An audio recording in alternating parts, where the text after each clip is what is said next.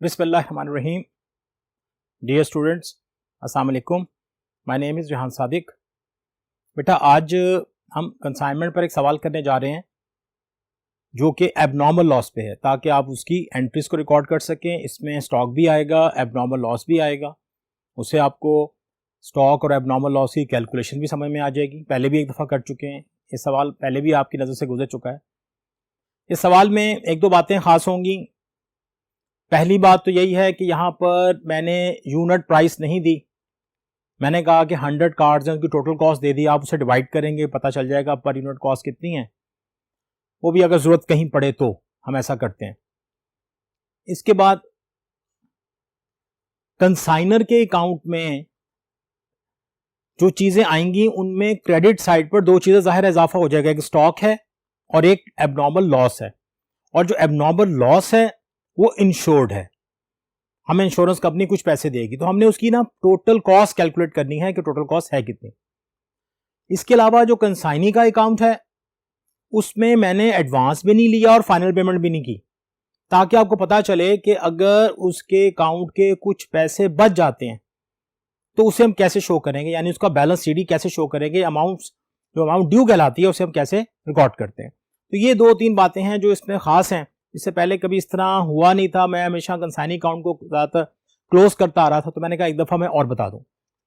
आइंदा लेक्चर्स में हम एक रिवीजन सेट भी चलाएंगे इसका, जिसमें आपको सारी चीज़ें पता भी चल जाएंगी और आपका पूरा चैप्टर एक ही व्यू में, जो हमने शायद 3 या 4 दिनों में जो काम किया था वो हम एक ही लेक्चर में सारा रिव्यू कर लेंगे और आपको कोई प्रॉब्लम नहीं होगी। तो अब चलते हैं अपने क्वेश्चन की तरफ और इसे पढ़ते हैं और इसके हिंट्स बनाते हैं और फिर इसका सवाल को सॉल्व करेंगे। बेटा, क्वेश्चन है, Messrs Naeem motor of the Lahore send 100 cars to the Haseeb of Kohat, cost of the cars ₹12 lakh. इसका मतलब है 100 गाड़ियों की कीमत जो है 12 लाख है, एक की बनेगी 12,000। कंसाइनर पे 10,000 for freight and insurance and during transit 1 car destroyed and insurance company admitted the claim of ₹9,000।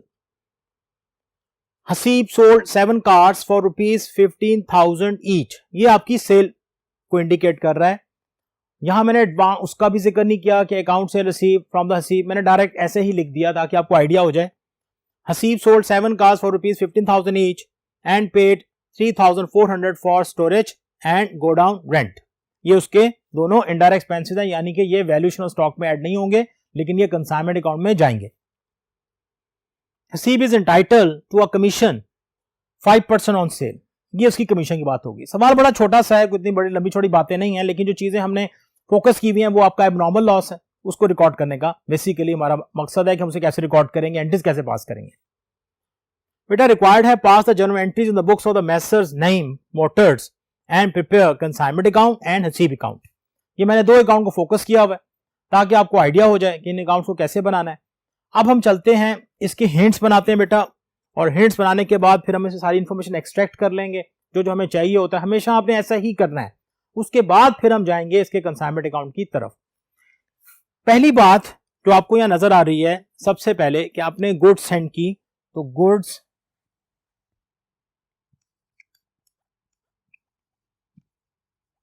Saint on consignment. अब बेसिकली आपके पास 100 कार्स थी, एक की प्राइस जो बनती है वो बनती है 12,000। तो आप टोटल कॉस्ट जो क्वेश्चन में दी हुई थी वो बनी 12 लाख, 1.2 मिलियन। इसके बाद हम क्या करते थे, हम ना कंसाइनर के एक्सपेंसेस को रिकॉर्ड करते थे। कंसाइनर जो है यहाँ पे वो आपके नईम मोटर्स हैं, तो मैसर्स नईम मोटर्स लाहौर। इसने जो अखराजात किए सारे वो कितने हैं बेटा, वो हैं 10,000। कितने निकला है वो, 10,000।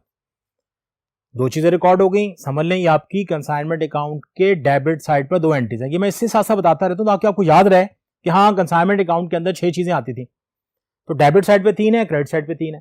कि मैक्सिमम अकाउंट की चीजें हैं, ये वैसे ही बेटा रट जानी चाहिए। अब तक 19वां लेक्चर चल रहा है तो रट जानी चाहिए आपको। इसके बाद हम क्या करते हैं जी, हमें बताया गया कि कंसाइनी ने सेल कर दी। कंसाइनी कौन है हमारे पास इस वक्त? हसीब। हसीब ने क्या की? सेल्स की। उसने 7 कार्स को सेल किया at the rate of 15,000 each. बेटा ये कॉस्ट आ गई 1,05,000, इसकी सेल प्राइस आ गई। अब क्योंकि ये मैंने पहले क्यों लिखा, लास्ट टाइम भी आपसे बात हुई थी कि अकाउंट सेल में सबसे पहले जो आइटम होती है वो होती है सेल की इंफॉर्मेशन, तो मैंने पहले सेल रिकॉर्ड करूंगा, उसके नीचे आ रहे होते हैं कंसाइनिंग एक्सपेंसेस। तो कोशिश की है मैंने कि आपको उसी तरह चीज समझ में आ जाए। तो यहां पर हसीब्स एक्सपेंसेस, बेटा हसीब के जो एक्सपेंसेस थे, एक तो उसने पे किया गो डाउन रेंट 3,400 रुपए का और कुछ फ्रेट स्टोरेज चार्जेस पे किए, प्लस इसमें आएगी इसकी कमीशन। कमीशन जो है वो सेल पे लेगा, कमीशन की जो अमाउंट बनती है वो बनेगी 5% हमने लेना है सेल प्राइस का। 1,05,000 का 5% लोगे तो 5250,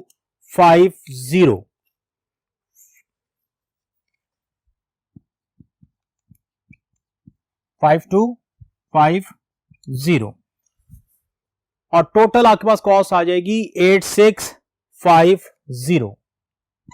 8650 ये इसके टोटल अखराजात आ गए किसके? हसीब के। अब क्या चीज बची जी हमारे पास? हमारे पास सेल भी रिकॉर्ड हो गई। देखें ये पहली दो चीजें आ गई, ये क्रेडिट साइड की पहली चीज है, फिर ये डेबिट साइड की एक पहली अमाउंट है जो आपकी इतनी ही नजर आएगी आपको वहां पर। इसके बाद हमारे पास रह जाता है stock, stock on consignment.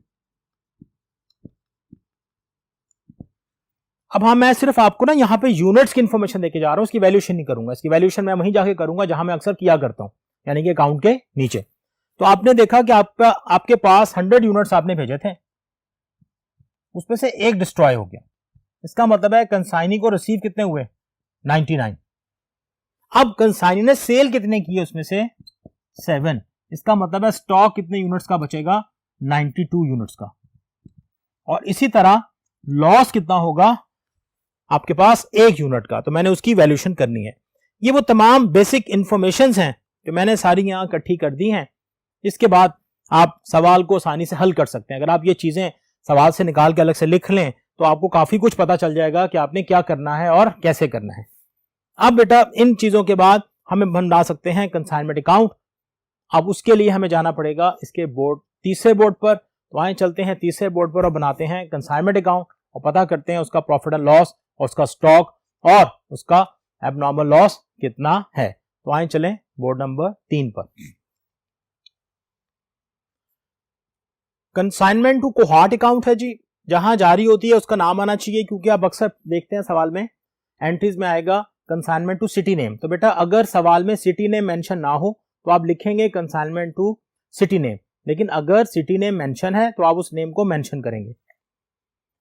Debit credit consignment account आ गया। इसके ऊपर मैंने बताया था एक मेन हेडिंग आप दे सकते हैं, उसे आप क्या बोलते हो? उसे बोलते हो लेजर्स। पहली item goods Saint on consignment. देखें पहली आइटम भी है और नंबर 1 भी है। पहली आइटम भी है, नंबर 1। आपको याद होगा जब मैंने एंट्रीज कराई थी तो मैंने इस पे नंबर लगाए थे। तो गुड्स सेंट ऑन कंसाइनमेंट आपके पास 12 लाख की अमाउंट थी। ये अमाउंट हमने पहले बोर्ड पे भी कैलकुलेट की थी, क्वेश्चन में भी लिखी थी। आपको आइडिया हो जाना चाहिए गुड्स सेंट कितनी है। उसके बाद कंसाइनर के अखराजात हैं, ये बात बहुत शुरू में हो चुकी थी। जितने भी कंसाइनर के अखराजात होते हैं हम उसे बैंक के नाम से रिकॉर्ड करते हैं, हम उसे बैंक के नाम से रिकॉर्ड करते हैं। तो कंसाइनर के जो टोटल अखराजात थे जो चीजें भिजवाने पर आए वो थे 10,000। इसके बाद कंसाइनी के ये पहली 2 एंट्रीज हो गई, याद कीजिएगा। पहली एंट्री गुड्स सेंट की, दूसरी एंट्री कंसाइनर के अखराजात की। तीसरी एंट्री किसकी थी? Advance send by the consignee और रिसीव बाय द कंसाइनर। पूरे सवाल में एडवांस की कोई बात नहीं हुई, इसका मतलब है आप एडवांस की एंट्री यहां रिकॉर्ड नहीं होगी। वैसे भी एडवांस जो है वो कंसाइनमेंट अकाउंट में नहीं आता। और ये बातें इसलिए भी आपको बताई जा रही होती हैं बार बार, इसी पे अगर कोई एमसीक्यू जनरेट कर दिया जाए कि advance receive from consignee is recorded in, तो वो फिर आगे ऑप्शन देगा, कंसाइनमेंट अकाउंट है, कैश अकाउंट है, बैंक अकाउंट है, व्हाटएवर। तो आपने देखना कम से कम कंसाइनमेंट अकाउंट में रिकॉर्ड नहीं होता, लेकिन कंसाइनिंग अकाउंट में रिकॉर्ड होता है। ये बात बहुत अहम होती है। यहां से फिर आपको पता चलना शुरू होता है कि आपने किस तरीके से चीजों को मेमोराइज किया हुआ है। तो तीसरी बात खत्म होगी बेटा। चौथी जो एंट्री थी वो सेल की होती है, और सेल में सबसे पहले हमें अकाउंट सेल मिलता है। अकाउंट सेल की सबसे पहली एंट्री सेल की होती है। हसीब ने सेल किए, आपको याद होगा कितने यूनिट सेल किए थे उसने 7 यूनिट सेल कर दिए थे, और एक की प्राइस जो थी वो 15,000 रुपए थी। ये आपकी सेल प्राइस आ गई। जैसे ही आप सेल रिकॉर्ड करते हैं उसके नीचे ही कंसाइनी के अखराजात आएंगे। रिमेंबर, ये बात हमेशा याद रखनी है, जो कंसाइनमेंट अकाउंट है उसमें अखराजात दोनों रिकॉर्ड हो रहे होते हैं, डायरेक्ट और इनडायरेक्ट। बात बच्चे समझते हैं शायद कंसाइनी के डायरेक्ट अखराजात को यहां रिकॉर्ड करना है या इनडायरेक्ट को रिकॉर्ड करना है और दूसरे को नहीं करना, वो शायद वैल्यूएशन में जाते हैं। नहीं बेटा, यहां पर दोनों अखराजात ऐड होंगे, यहां पे सारे एक्सपेंसेस लिखे जाएंगे। सिर्फ जब हम वैल्यूएशन करते हैं तब हमें बिफोर गोडाउन चाहिए होते हैं कंसाइनी के, ये बात ध्यान में रखिएगा। तो हसीब के जो अखराजात थे 3,400 रुपए थे, और उसकी जो कमीशन बनती थी वो 5250 है। टोटल एग्रीगेट जो है वो कितना आ गया 8650। मैंने आपको कई दफा बताया ये टोटल मुझे क्यों चाहिए होता है, इसकी बेस पर मैंने एंट्रीज पास करनी होती हैं। तो मेरे पास जब कंसाइनी अकाउंट में बनाऊंगा उसमें ये दोनों की दोनों अमाउंट्स यानी इकट्ठी होकर वहां पे रिकॉर्ड की जाती हैं, हम वहां सेपरेटली रिकॉर्ड नहीं करते। इसके बाद अब बात आई जी stock on consignment, Chhathi item. ले जी, मैंने तो यहां फिगर लिख दी, कैसे लिखी, अब यहां जरा उसकी आप वैल्यूएशन देख लें। याद रखिएगा मैंने जितने भी सवाल किए आज तक एक ही पैटर्न पे किए हैं। आप किसी जगह से भी वैल्यूएशन स्टॉक को सीख सकते हैं, किसी जगह से भी। मैंने उसको वेरिएशन उसमें नहीं आने दी, उसको चेंज नहीं किया, उसको एक ही अंदाज में रखा ताकि आप तक बात पहुंच जाए। और पहला जो स्टेप होता है मेरा, जो मैं अब करने जा रहा हूं, ये हर क्वेश्चन में सेम है। लाइक देखिए, valuation of stock and abnormal loss, इसका मतलब है दोनों चीजें यहां से कैलकुलेट हो जाएंगी। Very simple to do. कैसे? कॉस्ट ऑफ गुड्स एंड कहां से मिली, ये आपने उठा के यहां से लिख दी, ये सवाल में भी मेंशन थी। और मैसर्स नई मोटर्स एक्सपेंसेस, इसके सारे आएंगे। ये आपसे बात बहुत पहले हुई थी कि हसीब के एक्सपेंसेस या कंसाइनी के एक्सपेंसेस कब आएंगे या कब नहीं आएंगे। अगर कंसाइनी के एक्सपेंसेस की डिटेल गिवन हो, उसकी तकसीम बताई हो, उसकी बाइफर्केशन की हो, तो हम चेक करेंगे कौन से बिफोर है कौन से आफ्टर है। लेकिन अगर ऐसा ना किया हो तो हम उन एक्सपेंसेस को इग्नोर करते हैं। लाइक दिस क्वेश्चन, यहां पर उसने आपको कहा कि उसने स्टोरेज एंड इंश्योरेंस दिया। एक तो एग्रीगेट था, दूसरे वो आफ्टर रीचिंग द गुड्स हैं, गुड्स गोडाउन में स्टोर करने के बाद के अखराजात हैं, इसलिए हम उसे यहां पे रिकॉर्ड नहीं करेंगे। इनका मैंने टोटल लिया बेटा, ये जो टोटल कॉस्ट आपके सामने आई यह है 12,10,000, और ये मैंने यहां लिख भी दिया, थोड़ा जगह का इश्यू है तो ये मैंने इसको यहां पर लिख दिया, टोटल कॉस्ट 12,10,000। अब मेरे पास क्वेश्चन क्योंकि यूनिट में है तो मैं सारी चीजें यूनिट वाली इस्तेमाल कर रहा हूं। पहले जो आपके पास आ रहा है वो है स्टॉक ऑन कंसाइनमेंट। मैंने उसका फॉर्मूला लिखा, stock on consignment total cost divided by total quantity sent multiplied by unsold units. मैंने फर्स्ट बोर्ड पे आपको बताया था कि आपके पास यूनिट्स कितने बचे हुए हैं। आपने क्या किया देखिएगा, 12,10,000 आपने ये लिखा total cost, total quantity sent, ये हमें सवाल में मेंशन थी कि टोटल क्वांटिटी सेंट आपकी कितनी है, वो थी 100 यूनिट्स। उसके बाद आपने इसको जो अनसोल्ड यूनिट्स थे वो कितने थे बेटा 92। आपने जब इसको इससे मल्टीप्लाई किया तो आपके पास 11,13,200 रुपए की अमाउंट आपके सामने आ गई, जो कि आपकी स्टॉक की वैल्यू को इंडिकेट कर रहा है। ये स्टॉक की वैल्यू सेम मैंने उठा के यहां लिख दी। नहीं जी, ये भी काम हो गया। अब है जी एबनॉर्मल लॉस, कोई तीर नहीं चलाना, कुछ नहीं करना, बड़ा सिंपल सा काम है। वही फॉर्मूला लिखा मैंने, एबनॉर्मल लॉस सिर्फ चेंज किया। आप ये देखें, ये फॉर्मूला जो ये फॉर्मूला था ये सेम है, सिर्फ यहां पे क्या आया यूनिट लॉस्ट। यहां पे क्या लिखा मैंने यूनिट लॉस्ट। आपको पता है कि एक गाड़ी डिस्ट्रॉय हो गई थी, 12,10,000 100 से डिवाइड किया, 1 से मल्टीप्लाई किया, इसकी कॉस्ट आई 12,100। इसकी कॉस्ट कितनी आई 12,100। एक गाड़ी कॉस्ट कितनी बनी बेटा 12,100। अब देखें मैंने ये चीज लेस की है इसमें से। इंश्योरेंस कंपनी हमें क्लेम दे रही है कितना 9,000 का। इसका मतलब है मेरा जो लॉस रिकॉर्ड होगा, यानी कि जो मेरे हिस्से में लॉस आएगा वो है 3,100। लेकिन जब आप इसे रिकॉर्ड करते हैं, आप यहां गौर कीजिएगा, मैंने ये दोनों हेड्स को यहां रिकॉर्ड किया है। इससे इस बात की इंडिकेशन हो जाती है कि आपने इस एंट्री को रिकॉर्ड किस तरीके से करना था, किस किस हेड को डेबिट करना था, क्योंकि यह बात आप जानते हैं कि अगर कंसाइनमेंट टू कोहार्ट अकाउंट क्रेडिट हो रहा है तो ये सारी चीजें साइड पे आने वाली डेबिट होंगी। वैसे भी लॉसेस क्या है बेटा, डेबिट है, और इंश्योरेंस कंपनी ने क्लेम एडमिट किया है, उसे मैंने पैसे लेने हैं, तो मेरा वो एक तरह का देनदार बन गया, इसलिए मैंने उसको डेबिट किया हुआ है। इसके बाद ये हमारे पास कंसाइनमेंट अकाउंट मुकम्मल हो चुका है। अब मैं आपको इनकी एंट्रीज करके दिखाऊंगा। इसके लिए मुझे चलना पड़ेगा इसके बोर्ड नंबर 1 पर, वहां 2 पर हम चलते हैं, वहां जाके हम इसकी एंट्रीज को रिकॉर्ड करते हैं। तो आइए चलें इसके बोर्ड नंबर 2 पर और एंट्रीज को रिकॉर्ड करें।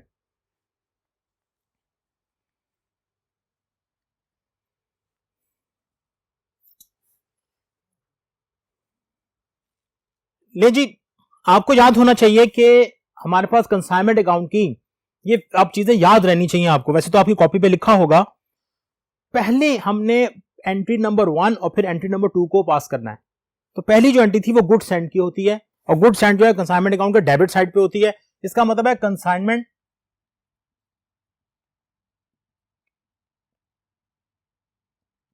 टू कोहार्ट अकाउंट हम डेबिट करेंगे,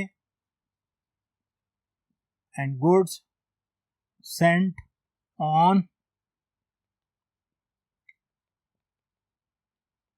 कंसाइनमेंट अकाउंट क्रेडिट करेंगे।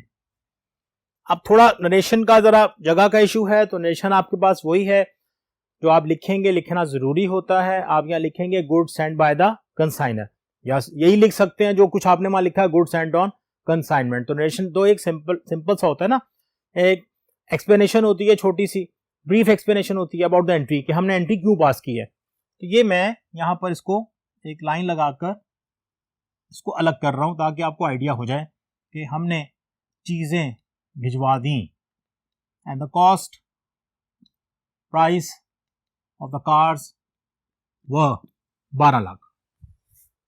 कोई शक? अब क्या करेंगे आप, अब मैं उस कंसाइनर के जो अखराजात है उसे रिकॉर्ड करूंगा। जाहिर है वो भी डेबिट साइड थे, तो हम एंट्री कुछ इसी तरह की पास करेंगे, कंसाइनमेंट टू कोहार्ट अकाउंट डेबिट, और क्रेडिट के नीचे बेटा क्रेडिट आना चाहिए, बैंक अकाउंट क्रेडिट। तो ये आएंगे जी, इसकी नरेशन आएगी एक्सपेंसेस मेड ऑन कंसाइनमेंट, या एक्सपेंसेस बाय द कंसाइनर, या कंसाइनर एक्सपेंसेस रिकॉर्डेड। ये जो एक्सपेंसेस थे आपके पास ये थे 10,000 रुपीज के।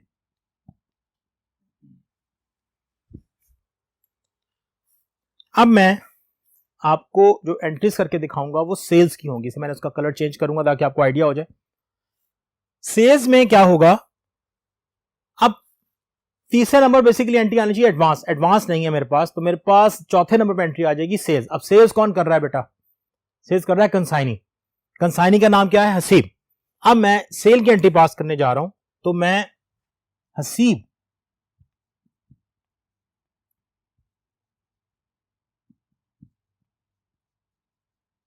सी अकाउंट को डेबिट करूंगा, एंड कंसाइनमेंट टू कोहार्ट अकाउंट को क्रेडिट करूंगा। Narration, goods sold by the Haseeb. Haseeb ने 7 गाड़ियों को बेचा था, 15,000 उनकी कॉस्ट थी, सेल प्राइस थी, तो आपके पास 1,05,000 उसकी वैल्यू आ गई। ये सेल्स की मैं कोशिश कर रहा हूं इसी कलर से रिकॉर्ड कर दूं ताकि आपको आइडिया हो जाए, अच्छा ये सेल्स की एंट्रीज है। इसके बाद क्या हुआ जी, हसीब ने कुछ अखराजात किए। अब मैंने उसको रिकॉर्ड करना है, क्योंकि जो अखराजात होंगे वो सारे मेरे कंसाइनमेंट अकाउंट को डेबिट होते हैं।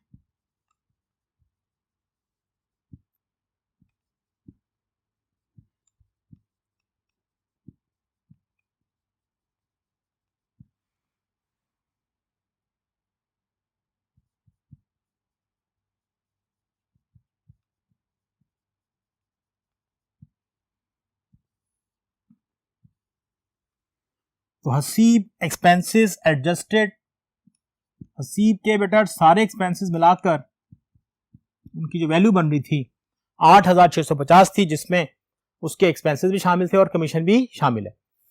ये मैंने सेल की एंट्री रिकॉर्ड कर दी। अब जरा देख लेते हैं, पहली एंट्री रिकॉर्ड हो गई, दूसरी हो गई, तीसरी यहाँ नहीं थी, चौथी सेल्स की थी, पांचवी इसके कंसाइनिंग एक्सपेंसेस थी, छठी किसकी आती है? स्टॉक की आती है। ये मैं फिर कलर चेंज करूंगा ताकि आपको आइडिया हो जाए कि स्टॉक की एंट्री को कैसे रिकॉर्ड करना है।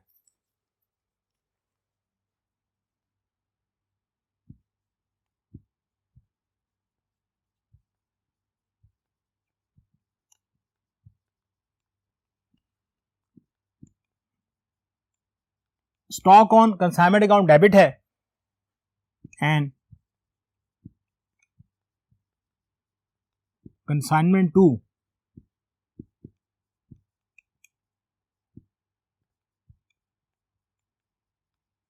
कोहार्ट अकाउंट क्रेडिट है। तो स्टॉक एडजस्टेड बाय कंसाइनर, याद रखिएगा स्टॉक की वैल्यूएशन और उसको एडजस्ट कंसाइनर करेगा, कंसाइनिंग के ऐसे कोई ताल्लुक नहीं है। एक और रीजन भी है, कंसाइनिंग की ये इनकम नहीं होती या उसकी सेल नहीं होती, वो प्रॉफिट नहीं मालूम करना चाह रहा होता, इसलिए हम कुछ ये काम करेंगे, कंसाइनिंग ऐसा कोई काम नहीं करेगा। आपने जब स्टॉक की वैल्यूएशन की थी वो थी 11,13,200,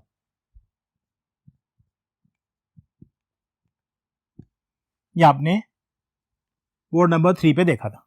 अब जिस स्टॉक की वैल्यूएशन के बाद अब लॉस की बात हो रही है। देखिए लॉस में बड़ा आसान सा था, क्योंकि लॉस आपको मिल रहा है कंसाइनमेंट क्रेडिट साइड पर, तो उस कंसाइनमेंट टू कोहार्ट अकाउंट जो है वो क्रेडिट होगा और वो दोनों चीजें प्रॉफिट लॉस और इंश्योरेंस कंपनी डेबिट हो जाएगी। यही आज की मेन एंट्री थी कि अगर ये रिकॉर्ड करनी पड़े या अलग से कहीं पूछ लेता है, कहीं एमसीक्यूज में आ जाती है, शॉर्ट में आ जाती है, तो आप कैसे पास करेंगे? तो profit and loss account debit,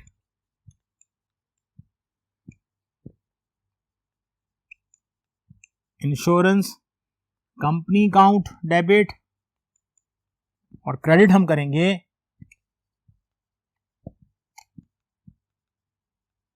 consignment to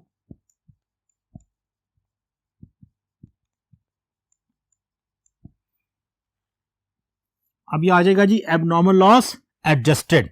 आपको याद होगा आपके पास जो लॉस बचा था वो था 3,100 का, जो एडमिट किया गया क्लेम वो था 9,000 का, टोटल लॉस आपके पास 12,100 का था। एक गाड़ी आपकी लॉस हो गई थी।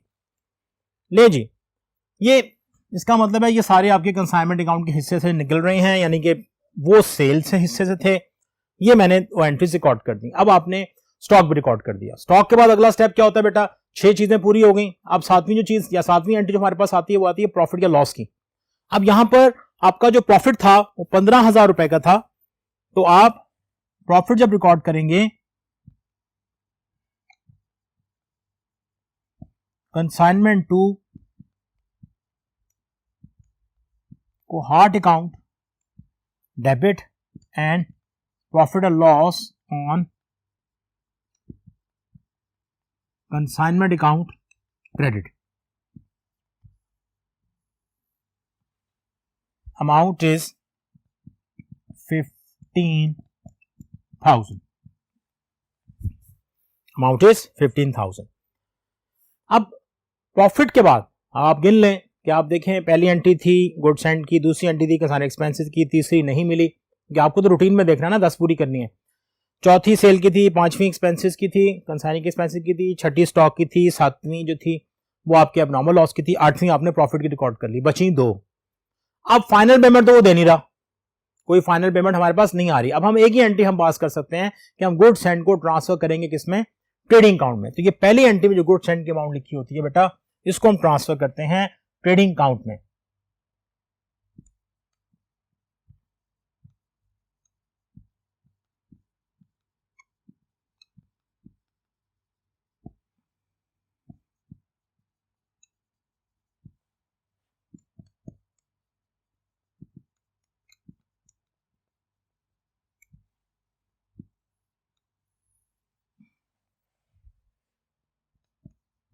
सेम अमाउंट जो आपके पहली वाली एंट्री में लिखी होती है, आप इसको उसी अमाउंट से ट्रांसफर कर देते हैं। अब आप देखें कि इस छोटे से सवाल में 1 2 3 4 5 6 7 8 एंट्रीज और 2 वो ही नहीं है, कंसाइनी से एडवांस लेने की और फाइनल पेमेंट की।